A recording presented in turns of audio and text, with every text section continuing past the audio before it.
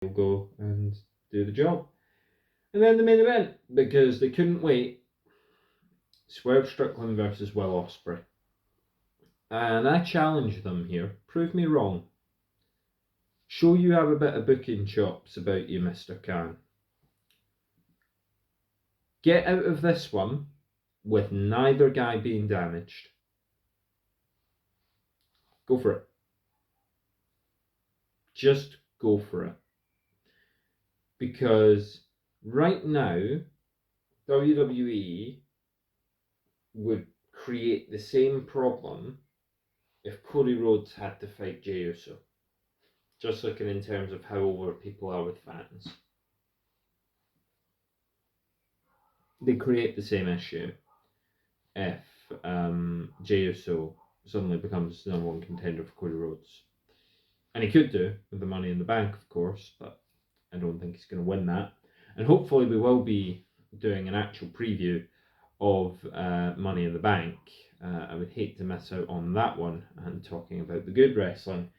Swerve Strickland's title reign has been disappointing. It continues a trend for AEW for their champion to just be very disappointing, lackluster. They give us the champ that we want, they give in to fan demand, and then they have nothing for the guy to do once he wins the belt. It's criticism that's been levelled at Cody as well. But Cody's had plenty to do. The Logan Paul stuff, the AJ Styles stuff, all brilliant. And now he's going back into feud with the Bloodline or Randy Orton or both at the same time. There's multiple things going on at the same time. You compare that to AEW, Swerve won the belt and had nothing. He had nothing. Hangman Page still out. So what we're going to do with Swerve, okay, let's put him against Christian, because he needs a heel to defend the belt against. No one thought Christian was going to win the belt.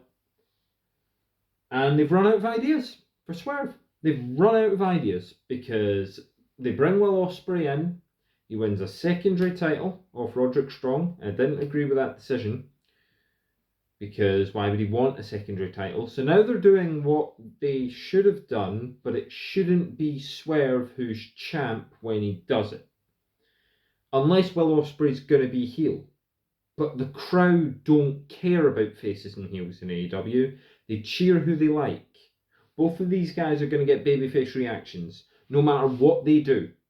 Swerve has been the number one proof of that, if not MJF. But Swerve has been a big example of how it does not matter how you were booked, you can just get cheered in AEW anyway. You compare that to Drew McIntyre, he's getting booed because he's a heel. He's doing heel things. Judgment Day get booed because they're heels. They do heel things. They behave like heels. When they won the belts off the Awesome Truth, they got booed because people didn't want to see Judgment Day win. Okay, there may be some people who cheered Liv Morgan for being involved because that was a shock, but if you listen to the reaction when they've got the belts and you listen to the reaction to R-Truth losing, that's booing because they're the heel. Tony Khan doesn't like you booing. He doesn't like it. That's why every single person gets booked the same way, and it's up to the fans to cheer or boo. And at that point, you kind of create the same thing that UFC has in some cases, where people just want to see a good fight, but they're not invested to a personal level. They don't have an attachment to one fighter or the other in a lot of cases. Certainly the people I know who watch MMA just tend to talk about how good a fight there is. And, you know, that's what Tony Khan wants to do. He loves booking the wrestling for the sickos, is what he said.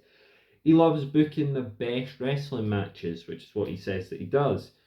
Dave Meltzer backs him up. But he doesn't book stories. Will Ospreay just won a match to be the number one contender, remember. There is no bad blood here. There's nothing that draws Will Ospreay to Swerve. It's completely fabricated off winning one match. It's a joke, quite frankly, when you look at what the other side is doing. Story on story on story, layer on layer on layer. And AEW respond with matches that were cooked up and booked overnight. So enjoy Forbidden Door. For the record, I think Will Ospreay's just going to beat Swerve, and that'll be the end of Swerve. He'll go into a non-title feud with Hangman, maybe. Maybe Hangman comes back and has the title feud with Will. I don't think Tony's smart enough to get out of this corner without one of Swerve or Will losing their shine. And I think it's Swerve who's going to lose it. And it's a shame, but if you make someone champion, they've got to have a follow-up plan. And for as critical as we want to be about WrestleMania 39, as critical as we want to be about Roman Reigns and that really long title reign that we all got sick of, and we all got sick of it, believe me, I am on the record on previous steel chairs before Cody won, talking about how bloody sick I was of Roman Reigns' title reign. Go back a year though. If Cody did win it at the first time, what would have been next? You know, they had a plan. There was a reason Roman won. Because it led to what we got this year. And I think you could ask every WWE fan that you know, and they'll say it was worth the wait. I'd certainly say it's worth the wait. Cody Rhodes is killing it right now as WWE Champion. And I think it's a shame because I was rooting for Swerve. I wanted him to be good. I wanted him to do well. And once again, Tony cares more about who's got the belt than what stories are centered around it. So I think Will Ospreay's going to win, and Swerve's just going to maybe get a rematch and then be gone down the card, feud with Jericho. And it's sad. It's sad because he genuinely had something. But once again, the thing that people criticise WWE for most, AEW let something else slip through their fingers. For everyone watching Forbidden Door, I hope you enjoy it. I'll catch it at some point. Have a lovely week.